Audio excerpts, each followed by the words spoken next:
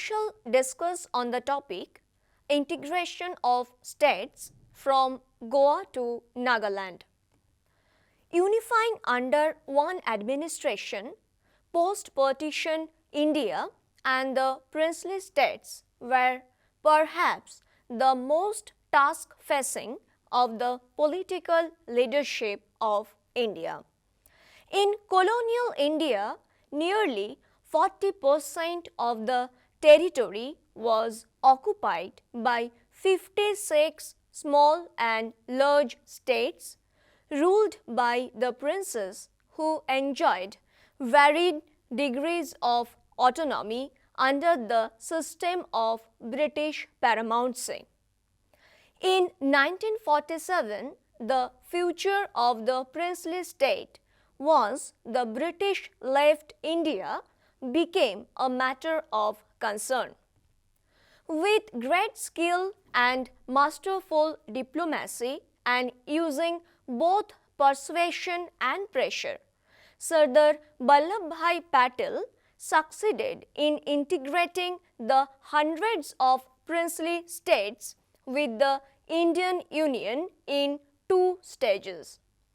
Some states had shown wisdom and realism and perhaps a degree of patriotism by joining the Constituent Assembly in April 1947.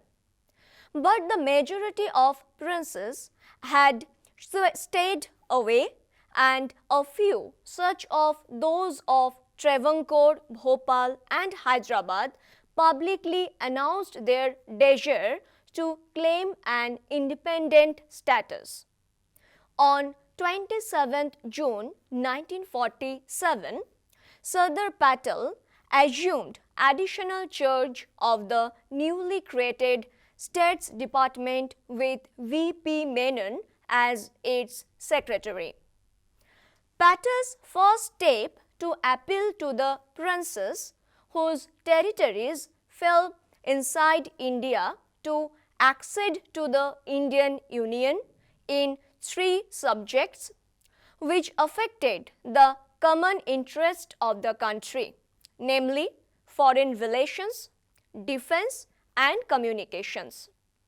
Fearful of rising tide of the people's movement in their states and of more extreme agenda of the radical wing of the Congress, as also Patel's reputation for firmness and even ruthlessness, the princes responded to Patel's appeal, and all but three of them, Junagadh, Jammu and Kashmir and Hyderabad, acceded to India by 15th August 1947.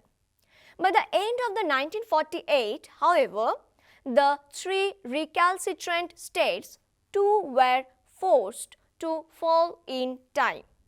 In this talk, I shall discuss on the process of the integration of the princely states as well as the integration of the tribals, especially the creation of Nagaland.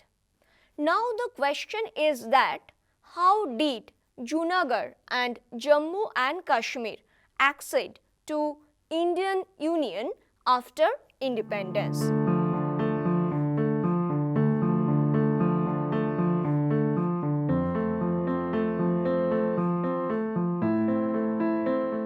So, came to the question of Junagadh.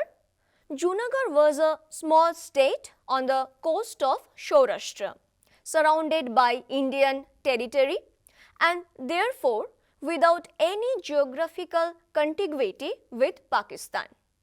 Yet, its Nawab announced accession of his state to Pakistan on 15th August 1947, even though the people of the state, overwhelmingly Hindu, desired to join India.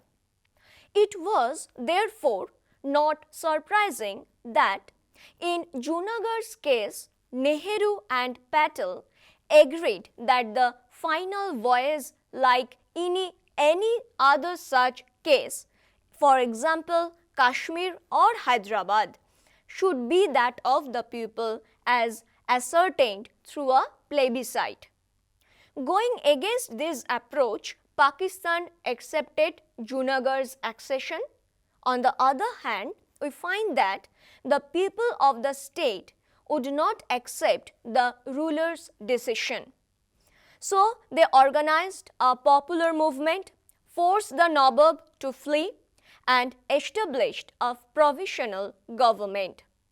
The Diwan of Junagadh, Shahnawaz Bhutto, the father of the more famous Zulfikar Ali Bhutto, now decided to invite the government of India to intervene. Indian troops therefore marched into the state. A plebiscite was held in the state in February 1948, which went overwhelmingly in favor of joining India. Now, secondly, came to the question of Kashmir, Jammu and Kashmir. The state of Kashmir bordered on both India and Pakistan. Its ruler, Hari Singh, was a Hindu, while nearly 75% of the population was Muslim. Hari Singh too did not accede either to India or to Pakistan. Fearing democracy in India and communalism in Pakistan, he hoped to stay out of both and to continue to wield power as an independent ruler. The popular political forces led by the National Conference and its leader Sheikh Abdullah, however, wanted to join India. The Indian political leaders took no steps to obtain Kashmir's accession and, in line with their general approach, wanted the people to Kashmir to decide whether to link their fate with India or Pakistan. On 22nd October, with the onset of winter, several Pathan tribesmen, led unofficially by Pakistani army officers, invaded Kashmir and rapidly pushed towards Srinagar, the capital of Kashmir. In panic, on 24th October, the Maharaja appealed to India for military assistance. Nehru, even at this stage, did not favor accession without ascertaining the will of the people. But Mountbatten, the Governor-General, pointed out that under international law, India could send its troops to Kashmir only after the state's formal accession to India. Sheikh Abdullah and Sardar Patel, however, too insisted on accession. And so on 26th of October, the Maharaja acceded to India and also agreed to install Abdullah as head of the state's administration. Even though both the National Conference and the Maharaja wanted firm and permanent accession, India, in conformity with its democratic commitment and Mountbatten's advice, announced that it would hold a referendum on the accession decision once peace and law and order had been restored in the valley. Srinagar was first held, then the raiders were gradually driven out of the valley, though they retained control over parts of the state and the armed conflict continued for months. Fearful of the dangers of a full-scale war between India and Pakistan, the Government of India agreed on 30th December 1947 on Mountbatten's suggestion to refer the Kashmir problem to the Security Council of the United Nations, asking for vacation of aggression by Pakistan. Nehru was to regret this decision later as, instead of taking note of the aggression by Pakistan, the Security Council, guided by Britain and the United States, tended to side with Pakistan. It passed many resolutions, but the upshot was that, in accordance with one of its resolutions, both India and Pakistan accepted a ceasefire on 31st December 1948, which still prevails, and the state was effectively divided along the ceasefire line. In 1951, the UN passed a resolution providing for a referendum under UN supervision after Pakistan had withdrawn its troops from the part of Kashmir under its control. The resolution has remained infructuous since Pakistan had refused to withdraw its forces from what is known as Azad Kashmir. Since then, Kashmir has been the main obstacle in the path of friendly relations between India and Pakistan. India has regretted Kashmir's accession as final and irrevocable and Kashmir as its integral part. Pakistan continues to deny this claim. Kashmir has also over time become a symbol as well as a test of India's secularism. It was, as Nehru put it, basic to the triumph of secularism over communalism in India. Now, the very important question is that after Junagadh and Jammu Kashmir, what happened to the state of Hyderabad and Goa?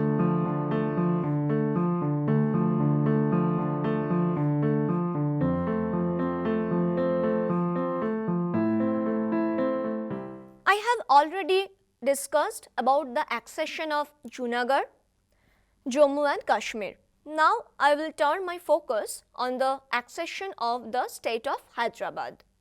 Hyderabad was the largest state in India and was completely surrounded by Indian territory.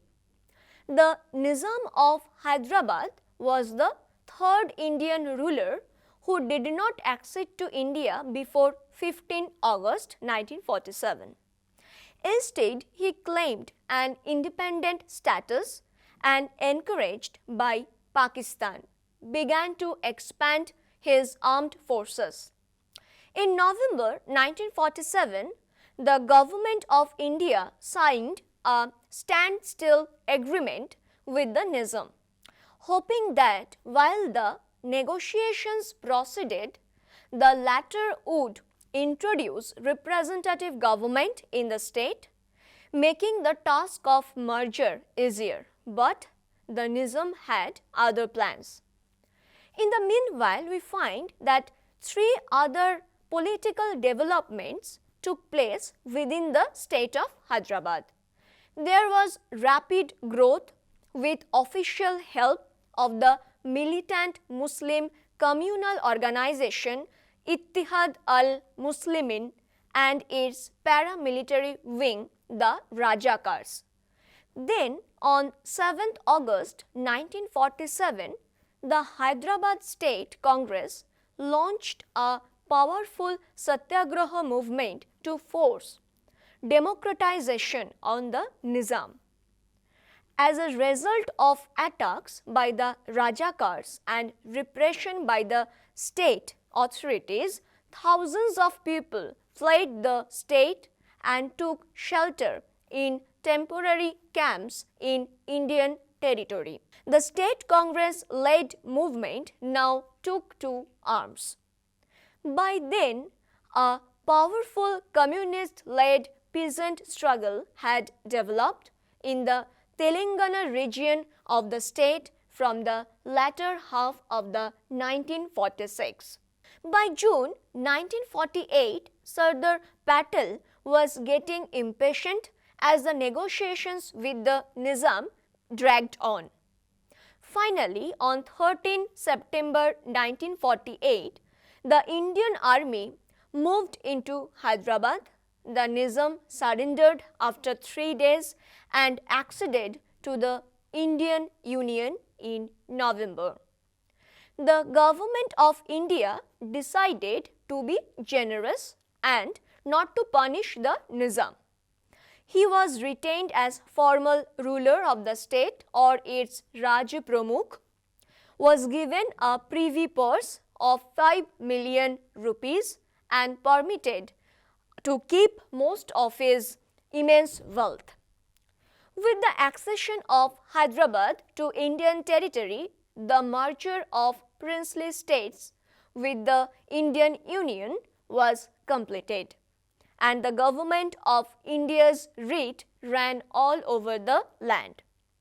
The second and the more difficult stage of the full integration of the princely states into the new Indian Union began in December 1947.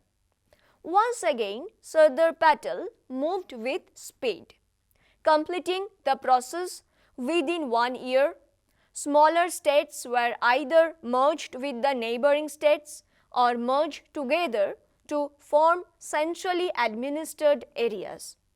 A large number were consolidated into 5 new unions forming Madhya Bharat, Rajasthan, Patiala, East Punjab States Union, Saurashtra and Travancore Cochin. Mysore, Hyderabad and Jammu and Kashmir retained their original form as separate states of the Union. Now came to the question of Goa. We find that 2 other trouble spots remained on the Indian body politic. These were the French and Portuguese owned settlements dotting India's east and west coast, with Pondicherry and Goa forming their hub. The people of these settlements were eager to join their newly liberated mother country. The French authorities were more reasonable and after prolonged negotiations handed over Pondicherry and other French possessions to India in 1954.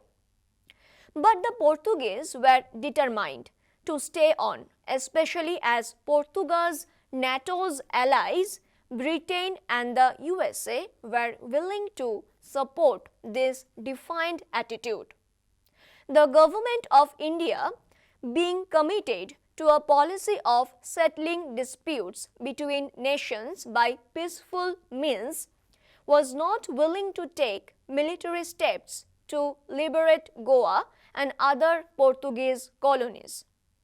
The people of Goa took matters in their hands and started a movement seeking freedom from the Portuguese, but it was brutally suppressed, as were the efforts of non-violent satyagrahis from India to march into Goa.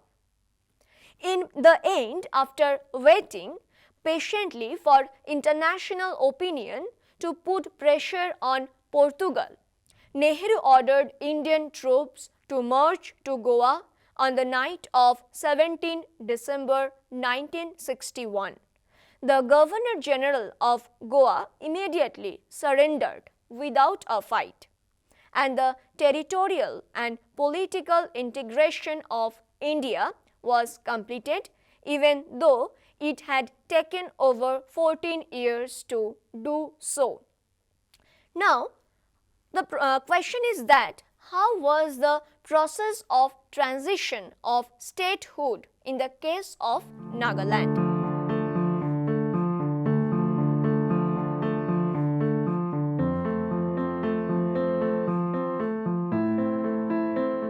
I have already discussed about the accession of Goa to Indian territory.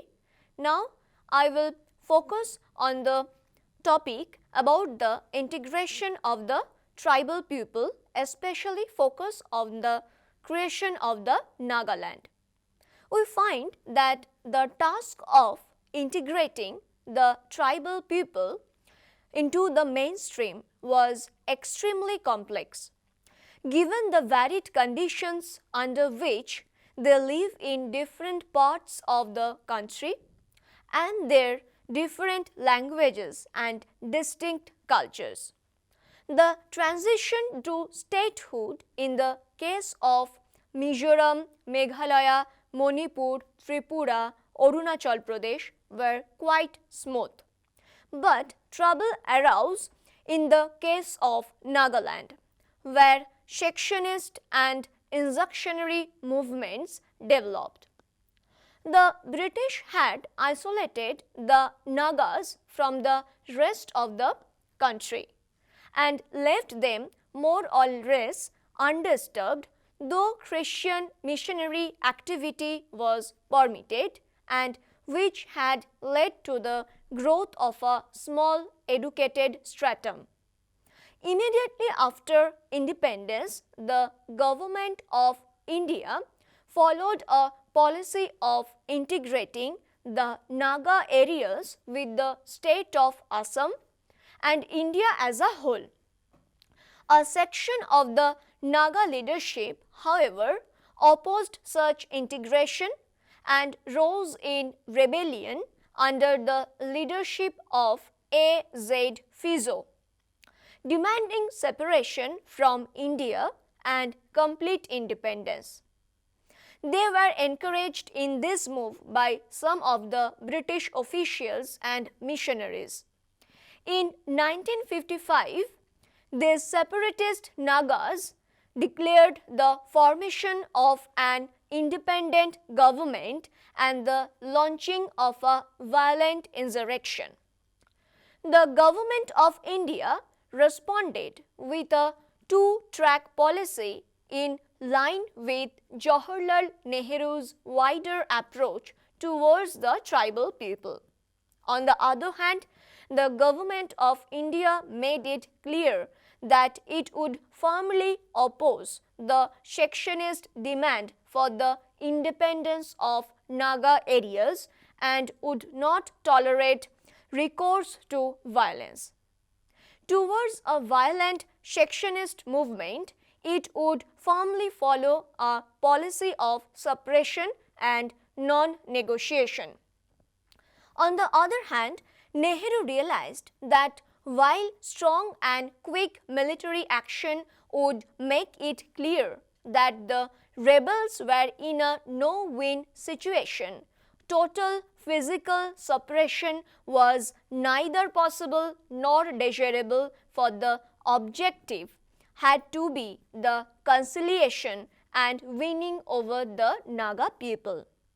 Nehru was wedded to a friendly approach. Even while encouraging the Nagas to integrate with the rest of the country, in mind and also in spirit, he favored their right to maintain their autonomy in culture and other matters. He was therefore willing to go a long way to win over the Nagas by granting them a large degree of autonomy. In fact, one of the back of the armed rebellion was broken by the middle of the 1957. The more moderate Naga leaders headed by Dr. Im Kong Liba O came to the fore. They negotiated for the creation of the state of Nagaland within the Indian Union. The Government of India accepted their demand through a series of intermediate steps, and the state of Nagaland came into existence in 1963. A further step forward was taken in the integration of the Indian nation. Also, politics in Nagaland since then followed, for better or worse, the pattern of politics in the other states of the Union. With the formation of Nagaland as the state, the back of rebellion was broken as the rebels lost much of their popular support. But though the insurgency has been brought under control, sporadic guerrilla activity by Naga rebels trained in China, Pakistan, Burma, and periodic terrorist attacks continue till this day. Thank you.